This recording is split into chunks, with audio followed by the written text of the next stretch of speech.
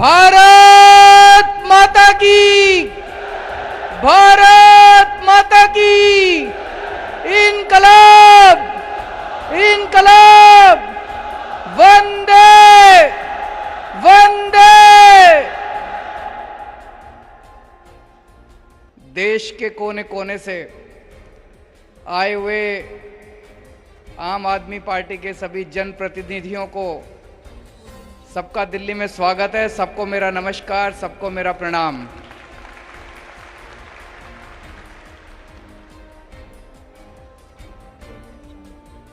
दस साल पहले जब पार्टी बनी थी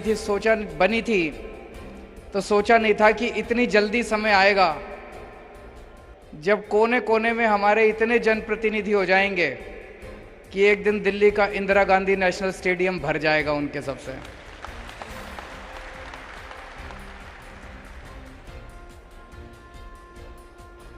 छब्बीस नवंबर 1949 को देश की कॉन्स्टिट्यूएंट असेंबली ने देश के संविधान को एडॉप्ट किया था। हमारे देश की कॉन्स्टिट्यूएंट असेंबली बनी थी, उसने कई महीनों तक काम करने के बाद देश का संविधान बनाया और 26 नवंबर 1949 को देश का संविधान एडॉप्ट किया गया। अगले 60 साल में इन पार्टियों और इन नेताओं ने मिलकर उस संविधान के चीथड़े चीथड़े उड़ा दिए। उसकी बेइज्जती करने की, उसके चीथड़े उड़ाने में कोई कसर नहीं छोड़ी इन पार्टियों और नेताओं ने। तो फिर भगवान को बीच में आना पड़ा और ठीक 63 साल बाद 26 नवंबर 2012 को आम आदमी पार्टी बनी इस देश के संविधान को बचाने के लिए।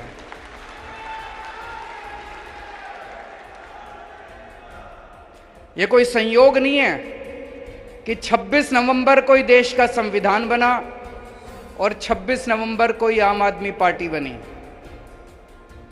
भगवान ने बहुत बड़ी जिम्मेदारी दी है आपके ऊपर, एक एक आम आदमी पार्टी के कार्यकर्ता के ऊपर। आज दिल खुश होता है 20 राज्यों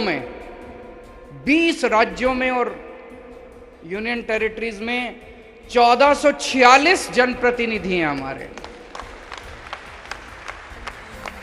जैसा इन्होंने पंजाब, छत्तीसगढ़, गुजरात, उत्तर प्रदेश, मध्य प्रदेश, जम्मू कश्मीर, हरियाणा, बिहार, दिल्ली, महाराष्ट्र, उड़ीसा, चंडीगढ़, हिमाचल प्रदेश, असम, झारखंड, राजस्थान, तमिलनाडु, उत्तराखंड, कर्नाटक, गोवा, इनमें हमारे एमएलए हैं, एमपी हैं, पंचायत के अंदर हैं, मेयर हैं, डिप्टी मेयर हैं, जिला पंचायत में हैं, ऊपर से लेके नीचे तक, और 2 मुख्यमंत्री हैं।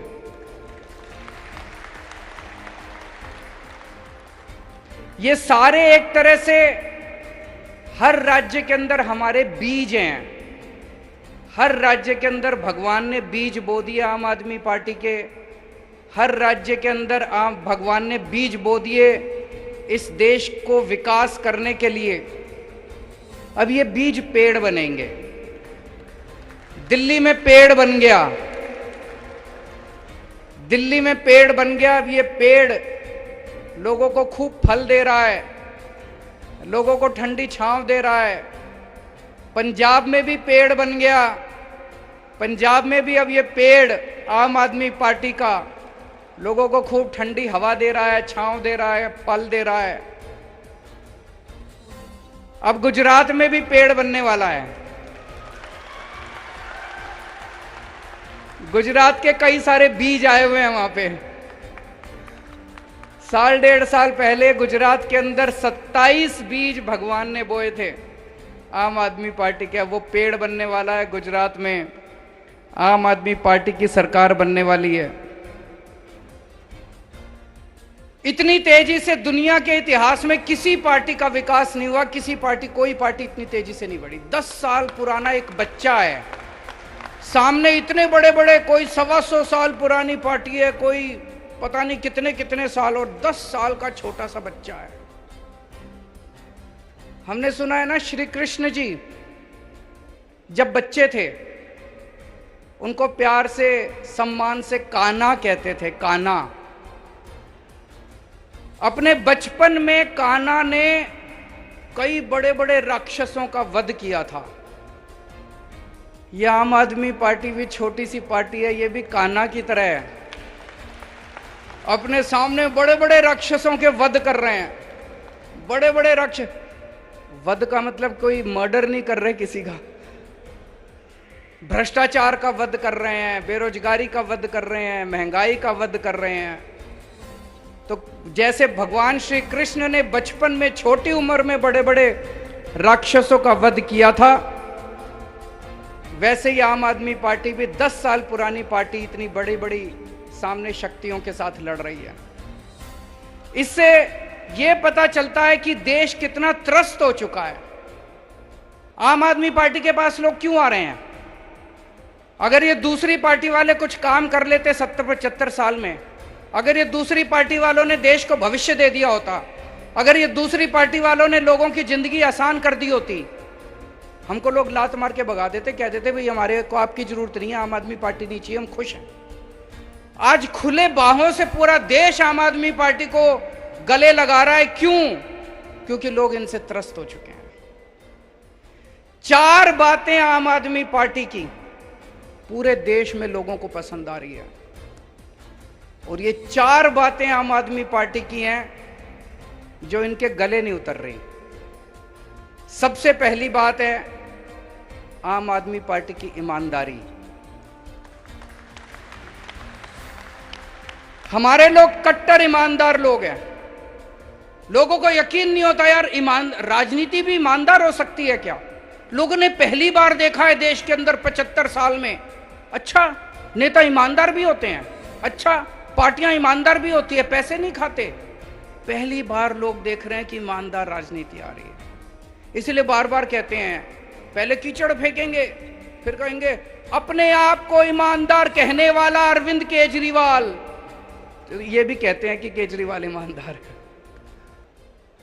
तो एक है ईमानदार राजनीति, इनसे संभल नहीं रही है ईमानदार राजनीति, और देश के लोगों को बड़ी पसंद आ रही है। ये कितना भी कीचड़ फेंके, लोगों को यकीन ही नहीं हो रहा। पूरे देश में सब कहते हैं यार ये तो झूठ बोल रहे हैं। दूसरी चीज है शिक्षा। शिक्षा के ऊपर जो हमने काम किया, आज तक ये नेता, इन्होंने कभी स्कूल की तरफ आंख उठा के नहीं देखी थी, और इनमें से कई नेता तो ऐसे जो बचपन में भी स्कूल नहीं गए थे। अब मुझे बड़ा अच्छा लगा, गुजरात के अंदर इनके एक देश के बहुत बड़े नेता 4 स्कूलों का उद्घाटन करने के लिए दिल्ली से गए थे। स्कूलों की बात करनी पड़ रही है इन लोगों को, इनको अच्छा नहीं लग रहा। इन्होंने कभी जिंदगी में स्कूलों की बात नहीं करी। तीसरी, और लोगों को बड़ी पसंद आ रही है। जनता क्या चाहती है यार? जनता यही तो चाहती है हमारे बच्चों को अच्छी शिक्षा मिल जाए, हमारे बच्चे बड़े होकर कुछ बन जाएं। तीसरी चीज है स्वास्थ्य सेवाएं। पूरे देश के अंदर चर्चा हो रही है आज मोहल्ला क्लिनिक की, दुनिया के अंदर चर्चा हो रही है मोहल्ला क्लिनिक की, दिल्ली के शानदार अस्पतालों की। दिल्ली में सबका इलाज मुफ्त कर दिया। ये भी इनसे, अभी इनके एक और मुख्यमंत्री हैं, पहली बार मैंने उनके मुंह से सुना, मेरे को स्कूल और अस्पताल बड़े अच्छे लगते हैं, मैं जब भी जाता हूं किसी जिले में मैं स्कूल और अस्पताल में जरूर जाता हूं। पहले तो नहीं गए कभी, अब जाना पड़ रहा है तुम लोगों को। और चौथी चीज है फ्रीबी। ये भी भारत की राजनीति में आम आदमी पार्टी ने फ्रीबी इंट्रोड्यूस किया है, फ्री की रेवड़ी। ये इनसे ना रेवड़ी खाते बन रही है, ना रेवड़ी उगलते बन रही है। कहते हैं ये 4 चीजें हैं, ईमानदार राजनीति, शिक्षा, स्वास्थ्य, फ्रीबी। कहते हैं फ्रीबी करने से सरकार घाटे में चली जाएगी, जनता को फ्री की सुविधाएं नहीं मिलनी चाहिए। गुजरात पे 3.5 लाख करोड़ रुपए का कर्जा है। गुजरात सरकार ने तो आज तक कुछ भी फ्री नहीं दिया, फिर ये कर्जा कहां से चढ़ गया जी? फिर तो कर्जा नहीं चढ़ना चाहिए था, उन्होंने तो कुछ भी नहीं दिया फ्री में, तो ये कर्जा कहां से चढ़ गया? सारा पैसा लूट के खा गए, इसलिए कर्जा चढ़ गया। कर्जा फ्रीबी से नहीं चढ़ता, कर्जा लूटने से चढ़ता है। पंजाब के ऊपर अभी हमने सरकार संभाली है, 3.5 लाख करोड़ का कर्जा है। पंजाब को तो कुछ नहीं दिया था पिछली सरकारों ने फ्री में, फिर यह कर्जा कहां से चढ़ गया? देश की हर सरकार के ऊपर लाखों करोड़ों का कर्जा है, उन्होंने तो कुछ भी नहीं दिया था फ्री में, फिर यह कर्जा कहां से चढ़ गया? और दिल्ली वालों को सब कुछ फ्री में मिल रहा है, फिर भी कर्जा नहीं है दिल्ली सरकार के ऊपर।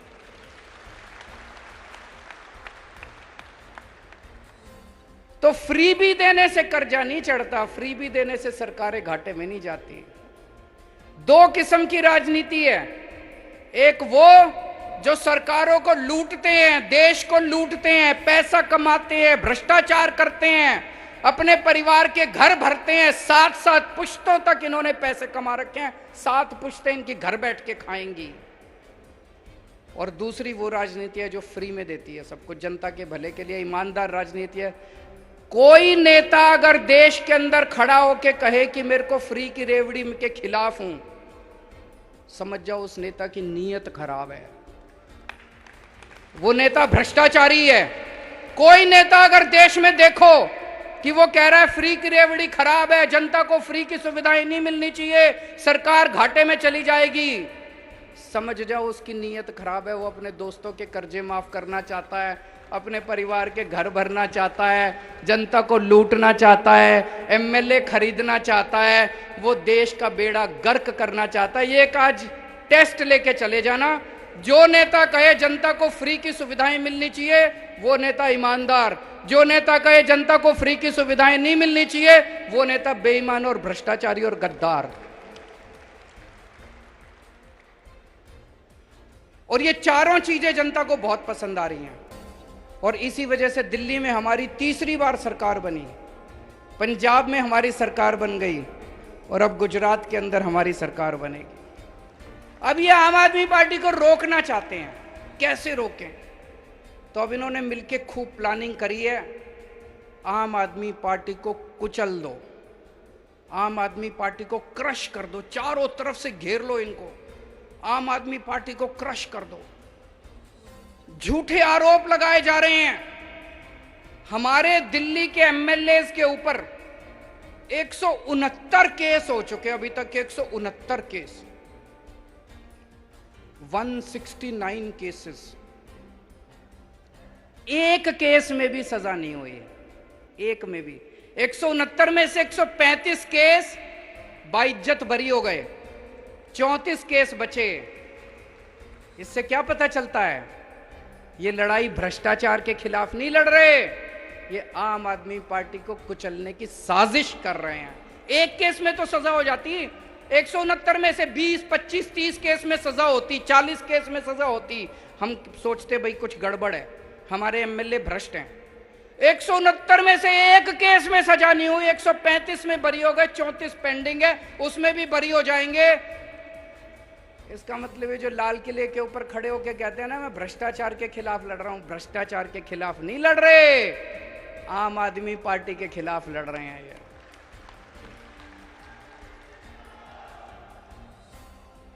सतिंदर जैन जी किसी और देश में होते ना, उनको भारत रत्न दे देते। उस आदमी ने मोहल्ला क्लिनिक दिया इस देश को, जिसकी पूरी दुनिया में चर्चा है। यूएन के सेक्रेटरी जनरल ने आके कहा कि मोहल्ला क्लिनिक सारी दुनिया को अपनाना चाहिए। उस आदमी ने फ्री बिजली का इजाद किया, उसी ने निकाला आइडिया कि बिजली फ्री भी दी जा सकती है। उस आदमी ने पूरी दिल्ली को फ्री इलाज दिया। आज दिल्ली के अंदर जो हर आदमी को फ्री इलाज मिल रहा है उसकी वजह से मिल रहा है। उसको 3 महीने से इन्होंने जेल में डाला हुआ है, और अभी पिछले 3 सुनवाई से जज बार बार पूछ रही है सीबीआई वालों से, ईडी वालों से, भाई कोई सबूत तो दिखा दो, इसका कसूर क्या है? पढ़ा होगा आपने अखबारों में। जज ने 3 हेयरिंग में पूछा कि कोई तो सबूत दे दो, एक तो सबूत दे दो इसके खिलाफ। वो एक भी सबूत केंद्र सरकार नहीं दे पाई। तो 3 हेयरिंग के बाद केंद्र सरकार आके कहती है ये जज अच्छा नहीं है, जज बदलो।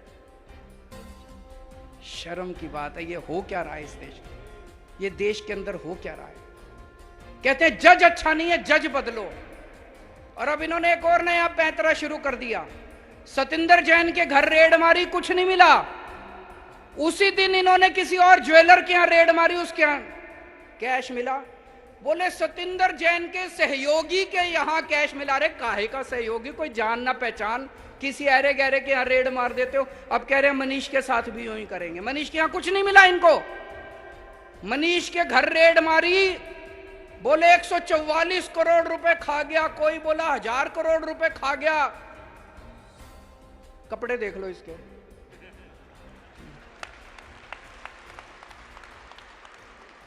$144 करोड़ रुपए वाला आदमी ऐसे कपड़े पहनता है थोड़ी तो। और 144 करोड़ रुपए 1000 करोड़ रुपए खा गया होता तो घर में कुछ इधर उधर अलमारी में 1000, 2000, 10,000, 20,000, लाख, 2 लाख तो मिलते। ढेला नहीं मिला इसके घर। फिर इनके गांव गए, मनीष के गांव गए। उन्होंने सोचा इसने जमीन खरीद रखी होगी। सारे गांव में पूछा इन्होंने, सीबीआई, ईडी, केंद्र सरकार ने, कुछ नहीं मिला। फिर इनके लॉकर में गए, बैंक में गए। इन्होंने सोचा लॉकर में होगा। तो इनका छोटा बच्चा, जब वो मीर इनका छोटा था, उसका एक झुंझुना था, वो याद के लिए उन्होंने लॉकर में रख रखा था। वो झुंझुना मिला इनको, लॉकर में झुंझुना मिला। कुछ नहीं मिला। 144 करोड़ खा गया कि मनीष सिसोदिया इतने। अब इन्होंने प्लानिंग करी है, अब एक दिन ये रेड करेंगे, 5-7 ऐरे गहरे नत्थु गहरों को पकड़ लेंगे और फिर कहेंगे मनीष सिसोदिया के सहयोगी के यहां मिले, मनीष सिसोदिया के सहयोगी के यहां मिले। पर जनता देख रही है, जनता देख रही है। रोज सुबह 6 बजे उठ के स्कूलों के चक्कर मार के आता है। कोई भ्रष्टाचारी आदमी सुबह 6 बजे उठ के स्कूलों के चक्कर नहीं मारता। कोई भ्रष्टाचारी होगा तो पहले रात को बैठ के दारू पिएगा, थोड़ी गलत काम करेगा, सवेरे तो लेट उठेगा। वो 6 बजे उठ के ईमानदार आदमी स्कूलों के चक्कर काट सकता है। 6 बजे उठ के ईमानदार आदमी बच्चों का भविष्य बनाने की सोच सकता है। कोई बेईमान आदमी थोड़ी सोचेगा। अब कल इन्होंने अमानतुल्लाह को पकड़ लिया। अमानतुल्लाह को भी बोले उसके घर कुछ नहीं मिला। अमानतुल्लाह के यहां, उसके सहयोगी के यहां फलाना मिला, ढिमका मिला, ये मिला। उसका सहयोगी सारे टीवी चैनलों में जा जाके कह रहा है जी जो भी मिला मेरा है, और उसके यहां भी कुछ नहीं मिला से। अब उसका इन्होंने ढिंडोरा पीट दिया। तो अब मेरे को ये पता चला है इनका ऑपरेशन लोटस तो फेल हो गया। इन्होंने दिल्ली के अंदर हमारी सरकार तोड़ने की कोशिश करी। 20-20 करोड़ रुपए एक एमएलए को इन्होंने कोशिश करी, एक भी एमएलए नहीं टूटा। हमने सारे के सारे गिनती करा दी थी विधानसभा के अंदर, एक भी एमएलए नहीं टूटा। फिर ये पंजाब गए, पंजाब के अंदर 25-25 करोड़ एमएलए को देने की कोशिश करी। इनकी प्लानिंग थी पंजाब में भी और दिल्ली में भी 40-40 एमएलए खरीद के तोड़ लेंगे।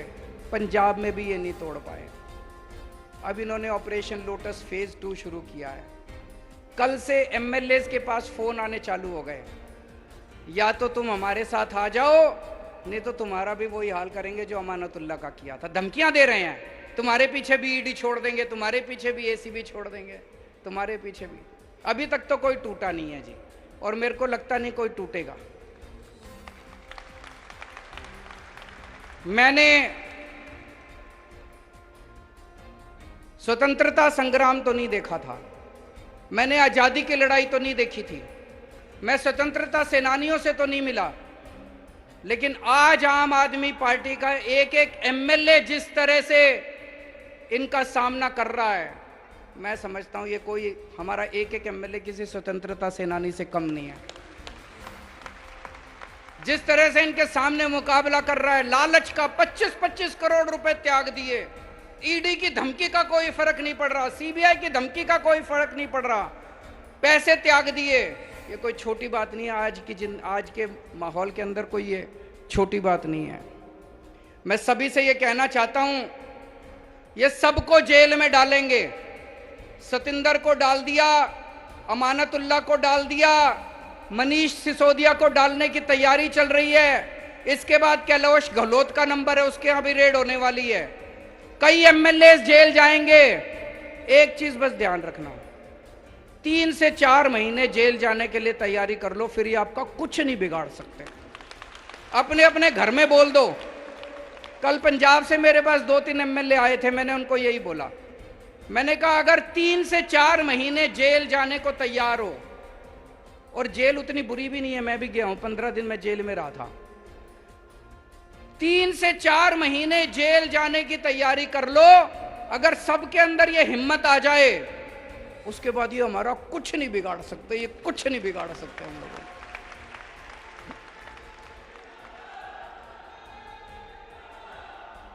इन्होंने अभी तक पूरे देश में 285 एमएलए खरीदे हैं, 285 एमएलए। कोई कहता है 50 करोड़ दिए, कोई कहता है 40 करोड़, कोई 25 करोड़। कम से कम 7 से 8 हजार करोड़ रुपए इन्होंने एमएलए खरीदने में खर्च कर दिए। 7 से 8 हजार करोड़ कहां से आया इतना पैसा? कहते हैं भ्रष्टाचार हम कर रहे हैं। अरे भ्रष्टाचार तो तुम कर रहे हो, तुम लूट रहे हो जनता को। सारी देश को लूट लिया, लूट लूट के एमएलए खरीदते हो, खुलेआम खरीद रहे हो। और फिर भी तुम्हारी हिम्मत हो जाती है लाल किले पे खड़े होके कहने की कि मैं भ्रष्टाचार से लड़ रहा हूं। पूरे देश में एमएलए खरीदते फिर रहे हो, करोड़ों रुपए में एमएलए खरीदते फिर रहे हो, और तुम्हारी हिम्मत हो गई कहने में भ्रष्टाचार से लड़ रहा हूं। मुझे लगता है सबसे ज्यादा 75 साल में सबसे ज्यादा भ्रष्टाचार इनकी सरकार ने किया है।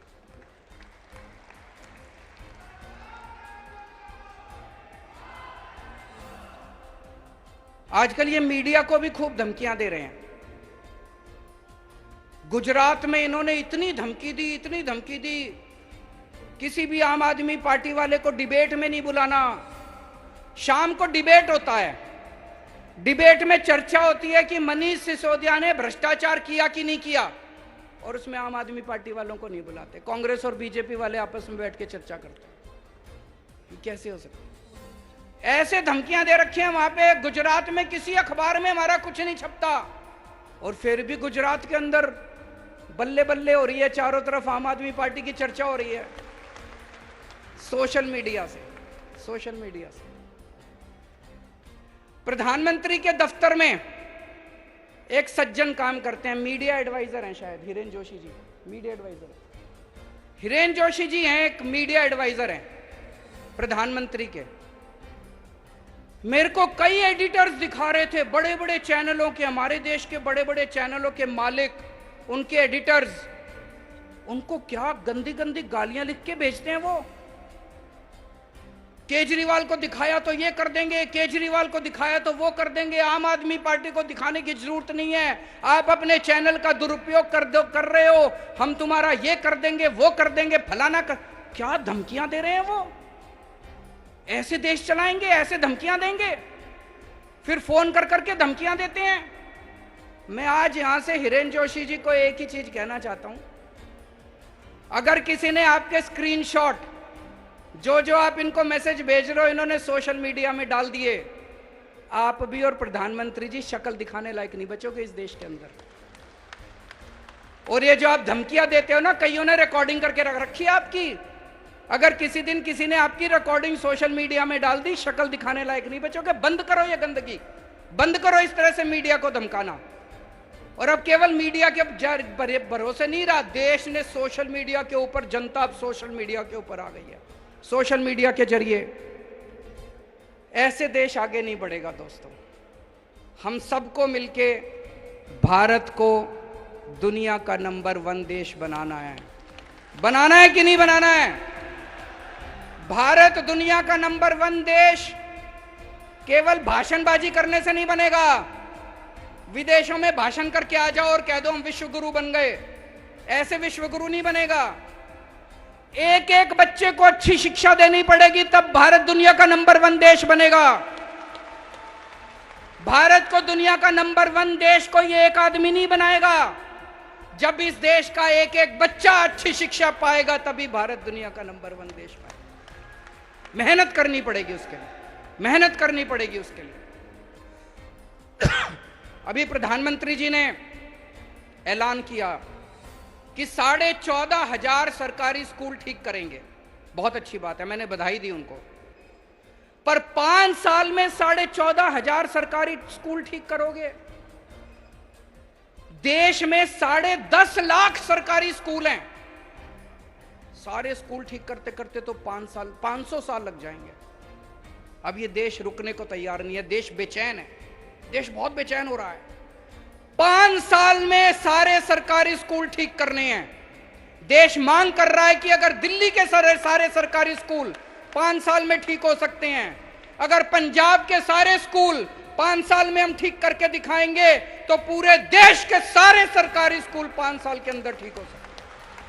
पैसा है, पैसा है, पैसे की लूट बंद करो, पैसे की लूट बंद होगी, सारे सरकारी स्कूल ठीक हो जाएंगे।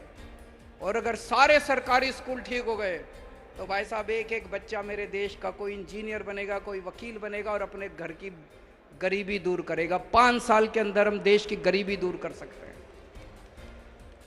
दूसरी चीज, अगर अपने को भारत को दुनिया का नंबर 1 देश बनाना है, हमें अपने सारे लोगों के लिए अच्छा और फ्री के इलाज का इंतजाम करना पड़ेगा। खूब अस्पताल बनाने पड़ेंगे, सरकारी अस्पताल अच्छे करने पड़ेंगे, सबके लिए, चाहे अमीर हो चाहे गरीब हो, अच्छे इलाज का इंतजाम करना पड़ेगा। करना पड़ेगा कि नहीं करना पड़ेगा? तीसरी चीज, हर बच्चे के पास रोजगार होना चाहिए। बेरोजगारों की सेना से भारत दुनिया का नंबर 1 देश नहीं बन सकता।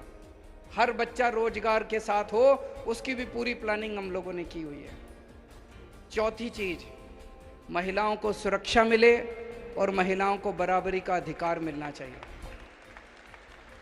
अगर महिलाएं हमारे साथ कंधे से कंधा मिला के नहीं चलेंगी तो भारत दुनिया का नंबर 1 देश नहीं बन सकता। 5वीं चीज, किसानों को अपनी फसलों का पूरा दाम मिलना शुरू हो जाए। एक बार में पूरे देश का, रूरल इंडिया जितना गांव देहात है, सारा गरीबी दूर हो जाएगी। किसानों को उनकी फसलों के पूरे दाम दो। और छठी चीज, वर्ल्ड क्लास इंफ्रास्ट्रक्चर अपने को तैयार करना पड़ेगा देश के अंदर। मेरे मन में तो ये 6 चीज आती हैं, लेकिन केवल ये 6 नहीं है।